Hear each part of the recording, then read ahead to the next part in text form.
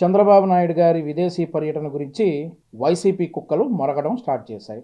ఆయన విదేశీ పర్యటన ప్రారంభమైన దగ్గర నుండి కూడా ఈ మురుగుడు ప్రారంభమైంది. విదేశీ పర్యటన ప్రారంభమైనప్పుడు ఏం మురిగారా? చంద్రబాబు నాయుడు గారు వెనక్కి రారు అని మురిగారు. సాక్షి టీవీలో, మీకు అనుకూలమైనటువంటి ఛానల్స్లో, మీ సామాజిక మాధ్యమాల్లో మీరు మురిగిందేంటి? చంద్రబాబు నాయుడు గారు విదేశాలకు వెళ్ళిపోయారు, ఇక ఆయన వెనక్కి రారు, ఓటమి అయిపోయింది అని చెప్పేసి మురిగారు. స్టైల్లో మేము చెప్పాల్సిన సమాధానం చెప్పాం. కొత్తగా చంద్రబాబు నాయుడు గారు మరి 2 రోజుల క్రితం ఈ పిచ్చిన కొడుకులు నోళ్లు మూయించేలో మరి ఆయన వెనక్కి వచ్చారు. వెనక్కి వచ్చిన తర్వాత మళ్ళీ కుక్కలు మొరగడం స్టార్ట్ చేసినాయి. జోగి రమేష్ అనేటటువంటి ఒక కుక్క ఎక్స్పైరీ డేట్ అయిపోయినా కానీ ఇంకా బతికే ఉన్నాడు. ఎందుకంటే సెప్టెంబర్ 17, 2021 ఈడు చంద్రబాబు నాయుడు గారి ఇంటి మీదకి వచ్చాడు. ఈయన్ని మేము ఆపబట్టి, అక్కడ ఉన్నటువంటి ప్రత్యక్ష సాక్షులం, నేను, పట్టాభి గారు, బుద్దా వెంకన్న గారు, డూండి రాకేష్ గారు, అలా చాలామంది ఆపబట్టి, మేము అక్కడికి వెళ్ళినటువంటి మేము ఈయన్ని ఆపబట్టి వీడు మా బ్లాక్ కమాండోస్ చేతిలో బతికిపోయాడు. ఈయన్ని గనక మేము ఆ రోజు వదిలేసి ఉంటే, సరే పోరా ఎక్కడికి వెళ్తామని వదిలేసి ఉంటే ఎన్ఎస్జీ కమాండోస్ ఈయన్ని పీసులుగా కాల్చి పారదుబ్బుండేవాళ్ళు. ఈ పాటికి వీడు సచ్చి 2 సంవత్సరాలు అయ్యేది. వీడింకా బతికుండి ఈరోజు వచ్చి చంద్రబాబు నాయుడు గారి విదేశీ పర్యటన గురించి మురుగుతా ఉన్నాడు. వీడేం మురుగుతున్నాడో వీడికి సమాధానం చూద్దాం. మొరగరా. చంద్రబాబు నాయుడు విదేశాలకి అవునరా, హైదరాబాద్ నుంచే బయలుదేరాడు. చంద్రబాబు నాయుడు గారు 2019లో అధికారంలో కూర్చుంటే గన్నవరం ఒక ఇంటర్నేషనల్ ఎయిర్పోర్ట్ అయ్యేది. అప్పుడు గన్నవరం నుంచే బయలుదేరేవాడు. ఈ సొంత అధికారంలోకి వచ్చాడు కాబట్టి ఉన్న 4 ఇంటర్నేషనల్ విమానాలు కూడా ఎగిరిపోయినాయి. కాబట్టి గన్నవరం నుంచి కాకుండా ఆంధ్రప్రదేశ్ నుంచి ఎవడు విదేశాలు వెళ్ళాలన్నా కానీ హైదరాబాద్ వాడి సంకో, బెంగళూరు వాడి సంకో, చెన్నై వాడి సంకో నాకాల్సి వస్తుంది. ఈ సొంత అధికారంలోకి రాకపోతే గన్నవరం విమానాశ్రయం అభివృద్ధి చెంది అందరూ కూడా గన్నవరం నుండే విదేశాలకు వెళ్ళేవాళ్ళు. ఎవడైనా హైదరాబాద్ నుంచి వెళ్ళాల్సి వస్తుంది. నీకంటే ప్రజల దగ్గర దొబ్బేసిన డబ్బు ఉంది కాబట్టి నీకు ప్రత్యేక విమానాలు గన్నవరం వస్తే అవసరమైతే నీ ఇంటికి కూడా విమానాశ్రయం రన్వే వేయించుకుని ఇంటికి కూడా తెచ్చుకుంటావు. నీ వల్ల అయ్యిద్ది అది. సాధారణ ప్రజలు చంద్రబాబు నాయుడు గారు హైదరాబాద్ నుండే వెళ్తారు. మరి గన్నవరం నుంచి లేదు కదా విమానాశ్రయం, అంతర్జాతీయ విమానాశ్రయం. మీరు వచ్చి నాకు ఎత్తిపోరదొబ్బారు కదా.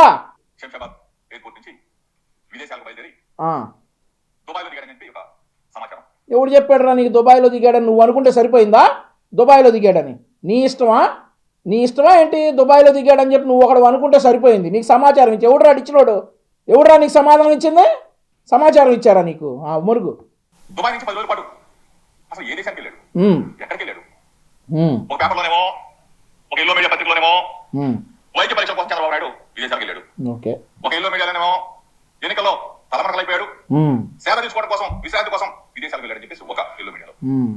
ఇలా చూస్తే ఆ పేపర్లో రాతారేమో చంద్రబాబు నాయుడు పలానా దేశంలో విశ్రాంతి తీసుకోవడానికి పోయాడు, పలానా దేశంలో ఉన్నాడు, పలానా దేశంలో వైద్య పరీక్షలు చేసుకున్నాడు, లేదా పలానా దేశంలో విశ్రాంతి తీసుకున్నాడు అని చెప్పి అది లేదు. సరే, చంద్రబాబు నాయుడు తిరిగి వచ్చాడు. ఎక్కడి నుంచి వచ్చాడు? పలానా చోట నుంచి వస్తున్నాడు చంద్రబాబు నాయుడు, అది లేదు. శంషాబాద్ ఎయిర్పోర్ట్ లో చంద్రబాబు నాయుడు దిగుతున్నాడు. ఏంటి ఇంత రహస్యం? ఇంత గోప్యంగా ఉంచవలసిన అవసరం ఏంటి అని చెప్పుకుంటాం? నీకు చెప్పాల్సిన అవసరం ఏంట్రా? మేము ఎక్కడికి వెళ్ళామో నీకు చెప్పాల్సిన అవసరం ఏంటి?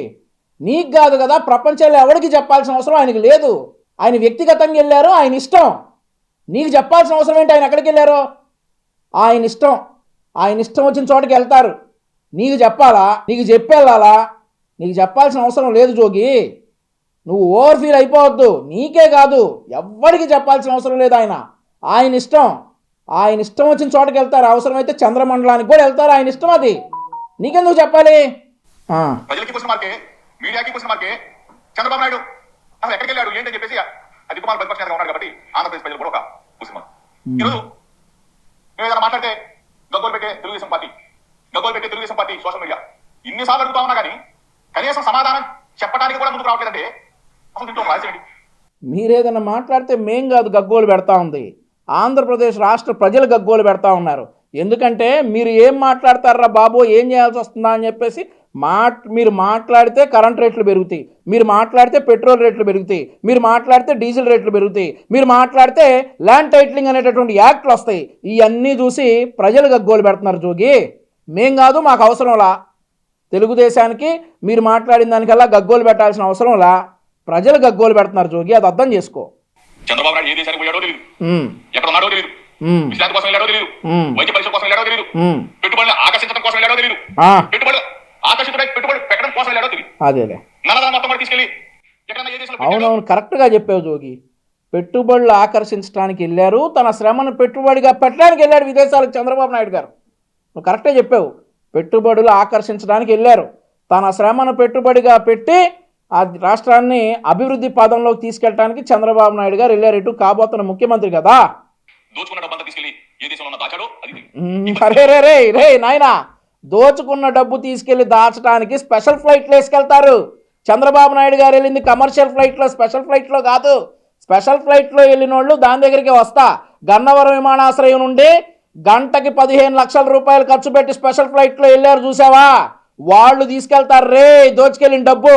కమర్షియల్ ఫ్లైట్లో అంతమంది ప్యాసింజర్లు ఉన్న ఫ్లైట్లో దోచుకెళ్ళిన డబ్బు దాచుకోవడానికి తీసుకెళ్లే వీలుండదు జోగి. బయలుదేరాడు శిక్షాబాద్లో. అక్కడ ఇమిగ్రేషన్ అధికారులు ఏదో స్కామ్లో ఉన్నాడు, స్కిల్ డెవలప్మెంట్ స్కామ్లో ఉన్నాడు, ఇంకా స్కామ్లో చాలా ఉన్నాడు. అభ్యంతరం పెట్టారు. ఆ తర్వాత పేపర్లు చూపించారు, వదిలిపెట్టారు. ఇమిగ్రేషన్ అధికారులు అభ్యంతరం పెట్టేది జగన్మోహన్ రెడ్డి లాంటి ఆర్థిక ఉగ్రవాదులకి. చంద్రబాబు నాయుడు గారికి ఎలాంటి అభ్యంతరాలు పెట్టరు. ఏమనుంటే చూపి, ఊరికే సొల్లు కబుర్లు చెప్పక. 10 సంవత్సరాలుగా నీ సోది కబుర్లని జనం నమ్మారు, ఇప్పుడు చెప్పు తీసి కొడతారు ఇట్లాంటి సోది కబుర్లు చెప్తే. ఇతను కానీ ఇతను కొడుకు కానీ అమెరికాలో వెళ్తారని చెప్పేసి ఒక వార్త. అమెరికా అంతా కాల్చారంట. అక్కడ తెలుగుదేశం పార్టీ ఎన్ఆర్ఐ విభాగానికి సంబంధించిన కామెంట్ చేయడం, చంద్రబాబు నాయుడు అమెరికా రాట్లా మాకి కనపడాలా అని చెప్పేసి ఆయన ఒక పత్రిక పక్కన అక్కడ లేడు. ఇంతకీ ఇట్లే పోయాడు అన్నారు. ఇట్లలో చంద్రబాబు నాయుడు ఏ దేశం వెళ్ళినా చంద్రబాబు నాయుడు చేసేది ముందు ప్యారిస్ వెళ్ళాడు అనుకోండి, ఫోటో దిగుతాడు. అప్పుడు ఆ ట్విన్ హౌస్ ముందు ఫోటో దిగుతాడు. చంద్రబాబు నాయుడుకి ఇంత మీడియా అంటే ప్రచార పిచ్చి ఉన్న చంద్రబాబు నాయుడు అండమాన్ పోతే అండమాన్లో సముద్రం తీసుకొచ్చి ఎందుకు ఇంత దాపకం, ఎందుకు ఇంత దాచుకుంటా ఉన్నారు? దీని మీద చెప్పాల్సిన బాధ్యత మీకు ఉంది కదా. ఎందుకుందరా మాకెందుకుందరా బాధ్యత? మేమెవరికి చెప్పాలి? మేము చెప్పాల్సిన అవసరం మాకు లేదు. మేము ఎవరికి జవాబుదారీ కాదు. మా ఇష్టం. ఏ దేశానికైనా చంద్రబాబు నాయుడు గారు వెళ్ళదలుచుకుంటే ఆయన వెళ్తారు. ఆయన ప్రజాసేవలో మునిగి ఉన్నారు, ప్రజలకు సేవ చేశారు, విశ్రాంతి దొరికింది. ఆయన ఇష్టం వచ్చిన దేశానికి ఆయన వెళ్తారు. నువ్వెవడురా? నీకెందుకు చెప్పాలి? ప్రజలు ఎవరన్నా అడిగితే చెప్తాడేమో ఆయన. నువ్వెవడు గొట్టాంగడివి నీ చెప్పటానికి? చెప్పు. అడుగుతా ఉన్నానే, ఏ దేశం పోయావు, ఎక్కడ ఉన్నావు, ఏం చేశావు? బాధ్యత గల ప్రతిపక్ష పార్టీకి అంటే తెలుగుదేశం పార్టీ అధ్యక్షుడు బాధ్యత గల ప్రతిపక్ష నేత కాబట్టి బాధ్యత గల ప్రతిపక్ష నేతగా మీరు చేసేటటువంటి లుచ్చా పనులన్నీ నిలదీశాడు. మీరు చేసేటటువంటి ప్రజా వ్యతిరేక విధానాలన్నీ ప్రజల్లోకి తీసుకెళ్లాడు. మీ నడ్డి విరగొట్టాడు. ఇంకో 3 రోజుల్లో బాధ్యత గల ప్రతిపక్ష నేత నుండి ముఖ్యమంత్రిగా ప్రజల దీవెనలతో రాబోతా ఉన్నాడు. బాధ్యత గల ప్రతిపక్ష నేత పని అది. బాధ్యత గల ప్రతిపక్ష నేత సెలవుల్లో, అది కూడా ఆయన దొరికినటువంటి విశ్రాంతి సమయంలో ఆయనకి ఇష్టం వచ్చిన చోటకి ఆయన వెళ్ళొచ్చు. నీలాగా నీకు చెప్పి వెళ్ళాల్సిన పనేలే. ఇంటెలిజెన్స్ అధికారులు చెప్పరు. అతను పిఎస్ రాజగోపాల్ ఎవరు అతను మాత్రం చంద్రబాబు నాయుడు శంషాబాద్ ఎయిర్పోర్ట్ దిగుతాడు. చంద్రబాబు నాయుడు శంషాబాద్ ఎయిర్పోర్ట్ ఎక్కుతాడు. అవును, ఎవరైనా అదే చెబుతాడు. ఎక్కడి నుంచి వస్తున్నాడు? అదే మేము ఉన్నాం, మళ్ళీ ఉన్నాడు. రైట్ పాయింట్ పెట్టు. మా జగన్మోహన్ రెడ్డి గారు, మా ముఖ్యమంత్రి గారు దమ్ముగా నేరుగా మా జగన్మోహన్ రెడ్డి గారు, మా ముఖ్యమంత్రి గారు లండన్ రైట్ పలానా టైంకి పలానా గన్నవరం ఎయిర్పోర్ట్ నుంచి బయలుదేరుతా ఉన్నాడు, లండన్ లో దిగుతా ఉన్నాడు. లండన్ లో ఎక్కడ దిగుతా ఉన్నాడు, ఏ హోటల్కి వెళ్తా ఉన్నాడు, ఎన్ని రోజులు ఉంటాడు అనేది డేరుగా దమ్ముగా నీ పెండాకుడుగా చెప్పకపోతే కోర్టులు గొడ్డలు కూడా తీసుకొట్టి బెయిల్ రద్దు చేసి లోపల మింగుతాయి. అర్థమైందా? చంద్రబాబు నాయుడు గారికి ఆ పరిస్థితి లేదు. ఈ పాయింట్కి వస్తావని ఇంతసేపు చెప్పకుండా ఆగా. చంద్రబాబు నాయుడు గారు ఏ కోర్టుకి చెప్పాల్సిన పని లేదు. జగన్మోహన్ రెడ్డి దమ్ముగా డేరుగా అన్నీ మూసుకుని ఎక్కడికి వెళ్తా ఉన్నాడు, ఎక్కడి నుంచి వెళ్తున్నాడు, ఎప్పుడు వెళ్తున్నాడు, ఎప్పుడు వస్తాడు, ఈ చెప్పకపోతే గొడ్డలు వడదీసి 6093 అనేటటువంటి బోర్డు పెట్టి బెయిల్ రద్దు చేసి 6093 అనేటటువంటి నేమ్ ఉన్నటువంటి నెంబర్ ఉన్నటువంటి గుడ్డలేసి బొక్కల వదిలే బూతులు వస్తున్నాయి వేస్తారనమాట. కాబట్టి మూసుకుని కోర్టుకు చెప్పెళ్ళాలి. మీ దమ్మున్న డేరున్న జగన్మోహన్ రెడ్డి అనేవాడు. చంద్రబాబు నాయుడు గారు ఎవరికి చెప్పాల్సిన పని లేదురా ముండా. పలానా టైంకి లండన్ లో బయలుదేరుతా ఉన్నాడు, పలానా టైంకి గన్నవరం ఎయిర్పోర్ట్ లో దిగుతా ఉన్నాడు అని చెప్పి సమాచారం కోర్టుకి ఇవ్వాలి. మాకు ఇవ్వకపోయినా పర్వాలా, మేము అడగం. ఆయన ఎక్కడికి వెళ్ళాడో మాకు అనవసరం. ఆయన ఏ ట్రీట్మెంట్ చేయించుకుంటున్నాడో మాకు అనవసరం. పలానా టైంలో గన్నవరంలో బయలుదేరుతున్నాడు, పలానా టైంలో లండన్లో దిగుతున్నాడు, ఆ తర్వాత లండన్లో ఎక్కడికి తిరుగుతున్నాడు, ఆ తర్వాత లండన్లో తర్వాత ఏం చేస్తున్నాడు అనేది కోర్టుకి ఇవ్వాలి. మాకు అవసరంలా. డేరు దమ్ము ఇవన్నీ మడిశాడన పెట్టుకో. ఇన్ని రోజులు చెప్పారు, అయిపోయినాయి. ఈ డేర్లు దమ్ములు మడి చేయడానికి పెట్టుకోండి. సోది కబుర్లు ఆపండి. ఇక చాలు చేసినటువంటి పాలన, తుగ్లక్ పాలన ఇవన్నీ చాలు. చెప్పకపోతే చెప్పే కదా, ఉన్న గుడ్లు ఓడదీసి బెయిల్ రద్దు చేసి తెల్ల బట్టలేసి దాని మీద 6093 అని రాసి చంచల్ కూడా జైల్లో, అది మ్యాటరు. అర్థమైందా? సోదాపు ఇంటెలిజెన్స్ మా పార్టీ మొత్తం చెప్తా ఉంటే మీకెందుకు భయం? మీకెందుకు ఇంత ప్రశ్నగా మిగిలిపోవాల్సినంత అవసరం ఏంటి? అరే ఇప్పటికైనా అడుగుతా ఉన్నాం. అడుగు. చంద్రబాబు నాయుడు ఏ దేశం వెళ్ళాడు? ఎక్కడున్నాడు? వైద్య పరీక్షల కోసం వెళ్ళాడా? విహారయాత్రల కోసం వెళ్ళాడా? విశ్రాంతి కోసం వెళ్ళాడా? పెట్టుబడిని ఆకర్షించడానికి కోసం వెళ్ళాడా? లేదంటే పెట్టుబడులకు ఆకర్షితుడై ఉన్న పెట్టుబడుల్ని నల్లధనం మొత్తం కూడా దోచుకొని అక్కడ పెట్టడానికి? నీకెందుకు చెబుతావురా మేము ఎక్కడికి వెళ్తామా? నువ్వెవడురా మమ్మల్ని అడగడానికి? చెప్పాలా? అది మీ బాధ్యత. మా బాధ్యత ఇంట్లో పెళ్ళాం పిల్లలకి చెబితే చాలా, ఆయన కోర్టులో చెప్పాల్సిన బాధ్యత మాపై లే.